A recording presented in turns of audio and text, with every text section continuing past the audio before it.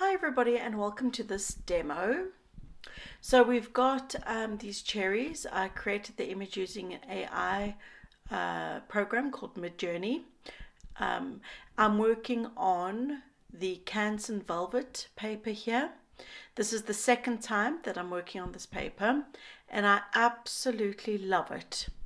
I love it because it feels wonderful to pastel on this paper. So the actual process is really enjoyable. I find for me personally, I do need to get a layer or two of pastel on the paper. Otherwise it feels not gritty like sanded paper. It's not going to take your fingertips off, but there is like a resistance. It's the best way to describe it.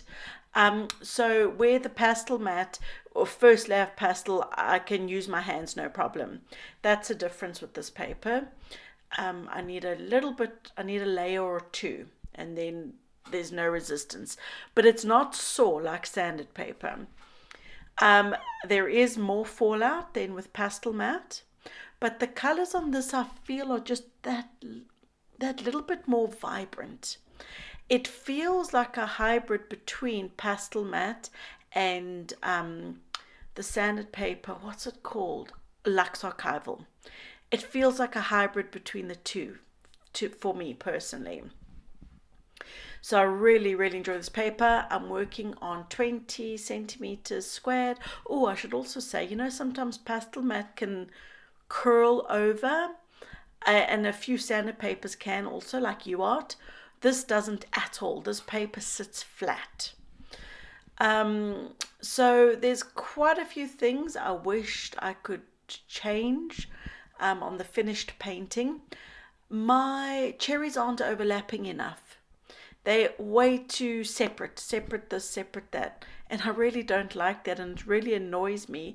And it's funny how you can do a painting and then like coming back to it, I'm like, it's at the framer now, so I can't make any changes. But I like seeing things I didn't see whilst I was pasteling it, or as I finished pasteling the painting. Coming back to it days or even weeks later, I'm like, oh, why did I do that? I'm really annoyed with myself. So there's one big thing about this painting that really irritated me. You can see I deviated a little bit from the photo reference in terms, I'm just talking about the placement of the cherries, because I also felt like it wasn't a great placement in the photo reference. That's why I changed mine a bit, but mine just needed to overlap more.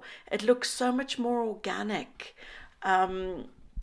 Anyway, so my personality is I love moving on to the next thing as quick as possible, but sometimes that's really detrimental, and I think I need to learn to slow down a little bit.